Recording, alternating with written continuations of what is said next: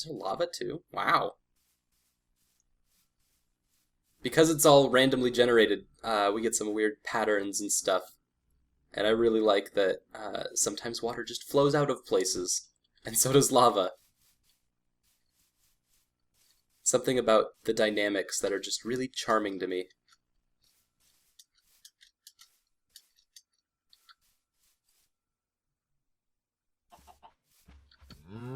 Yeah, now I don't remember any of this at all, so we're just gonna go into new places.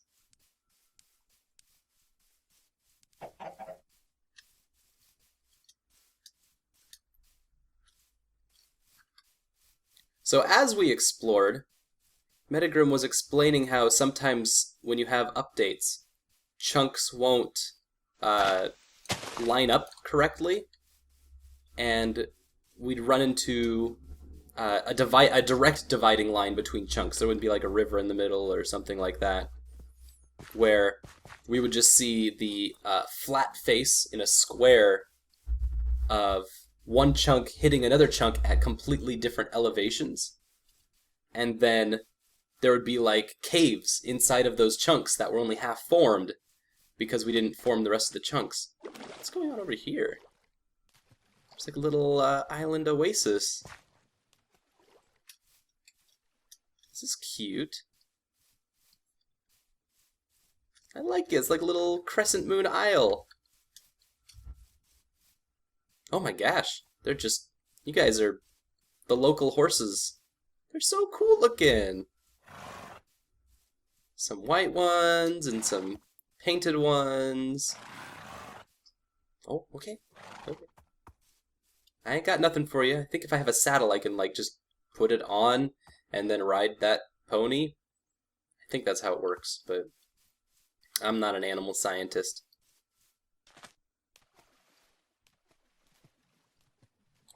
Well, that's good to note. Crescent Isle has a whole bunch of white horses. White stallions. That'll be important to note later. Can't wait to tell Metagrim.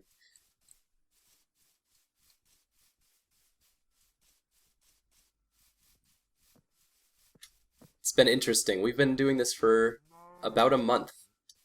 And I still feel new to Minecraft because I don't really know all of the systems that have been in place. They've been working on how the just immense density of systems that are in this game for years and years now.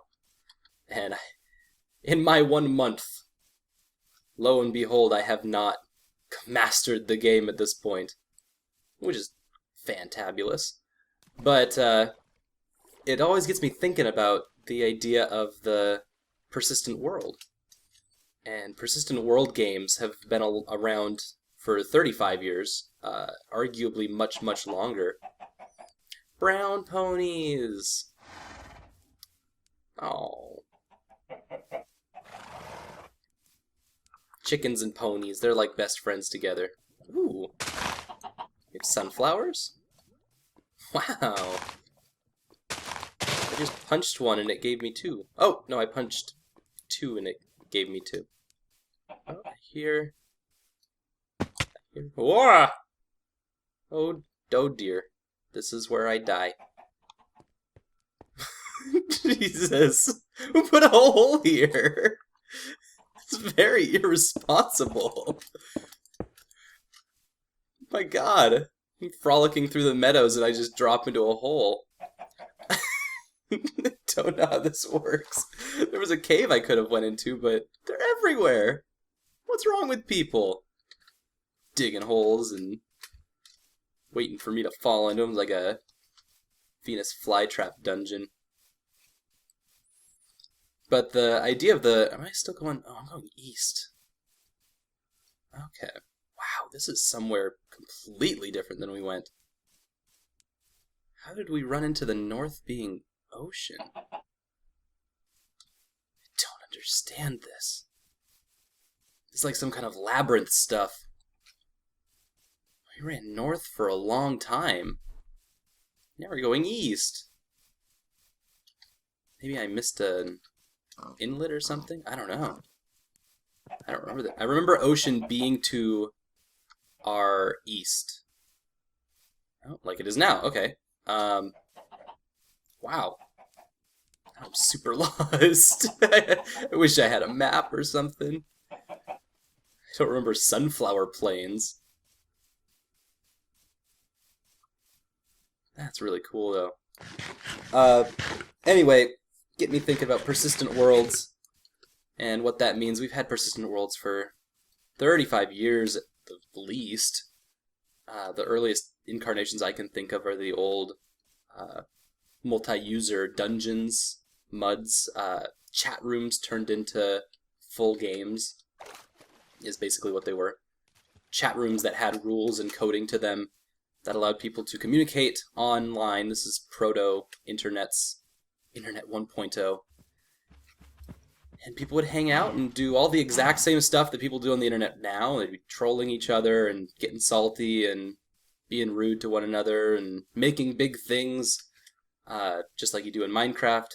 Everyone working together to do collaborative research, just like Wikipedia, but all in text. And so all the interfaces were using ASCII text interfaces.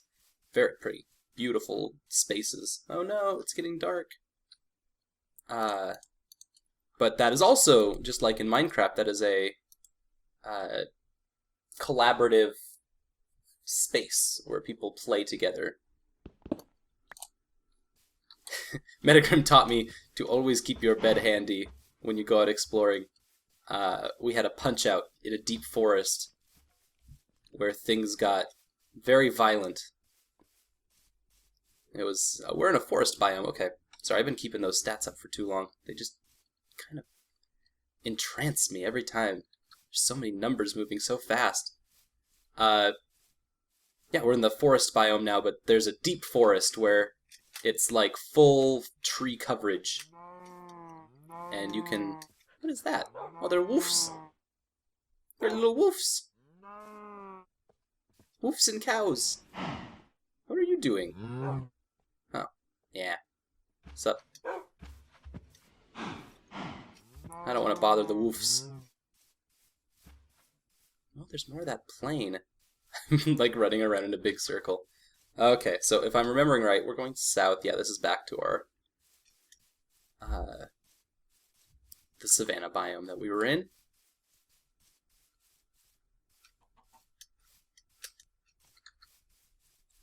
That's so weird. We went north from the savanna biome, and what is going on here? There's some rocks and stuff. We didn't build those. We went in the savanna biome, and there was a village. There's the village. See? I knew it. I wasn't that lost. I just took a little detour to the west from the village.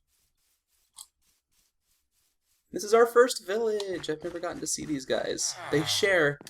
They're NPCs that share in our persistent world. And so you can right-click on villagers and trade them stuff. They really like emeralds. They want emeralds for everything. Or they want raw chickens for emeralds. Actually, that's not it's a pretty good trade around here. This guy's... Everyone else wants emeralds for, like, flint and steel. But they all have houses, and you can... I'm gonna barge into your house. Sorry, sir. Wool for emerald. I like that deal. All these guys just like emeralds, but this is a randomly generated village that pops up in the... Is this the plains region? Yeah, this is the plains biome. And so they have all their well-irrigated crops. And all of their stuff also goes to... the same rules apply to the villagers as does everything else. So if they get attacked by zombies, or if creepers come in and blow up their house, that's blown up for them. I could tear down their houses or put lava everywhere. Same rules apply. So that's kind of an interesting thing. It's just another system involved in the full game of Minecraft, another thing to interact with.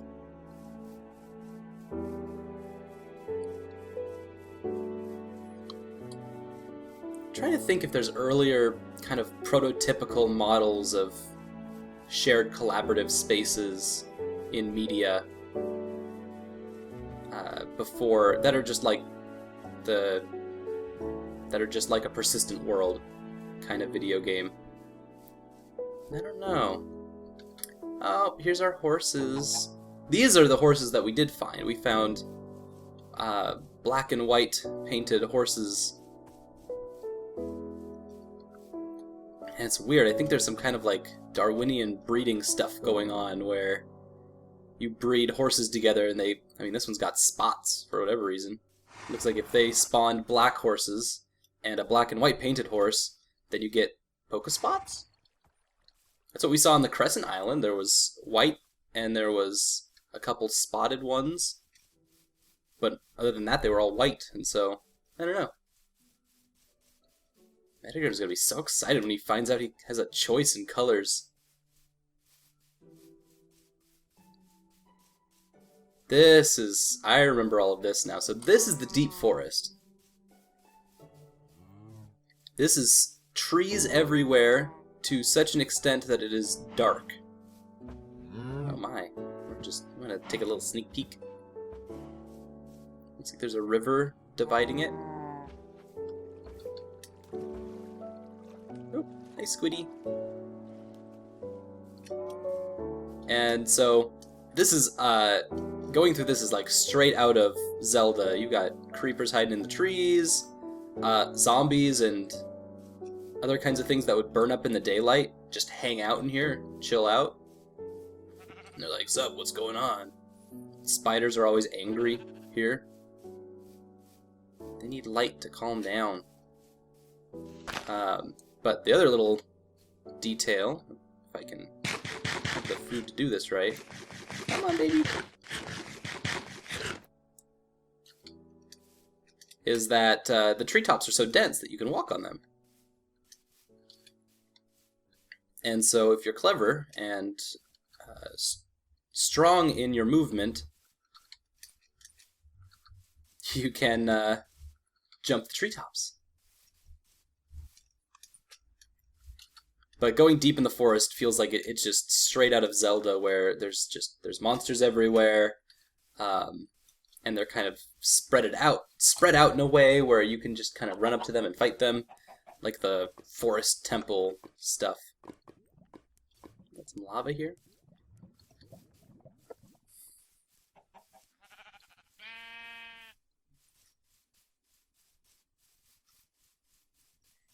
Wonder if like you could think of a mail when the post office was, or when postage was a big deal, people would play games over postage, like mail chess, where they would send moves back and forth over large spaces.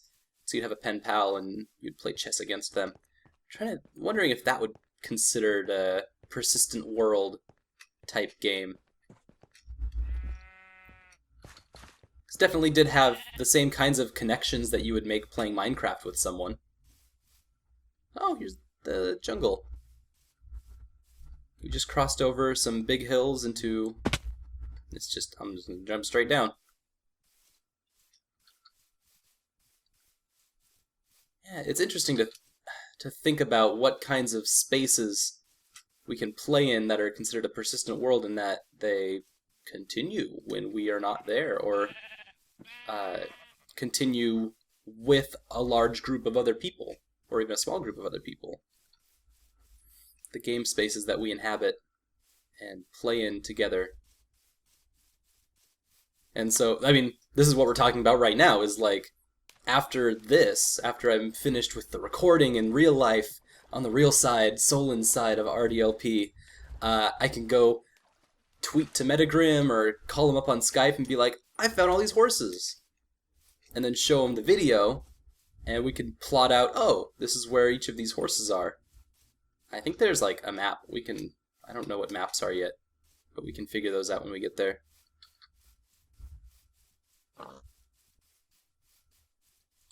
And we've just been kind of running through the trees and running the plains like a marathon runner. Kind of feels nice to just go on a jog.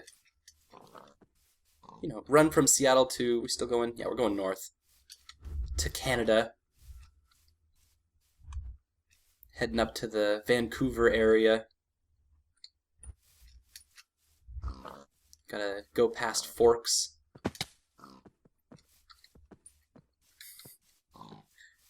Just kidding. There's nothing to the north between,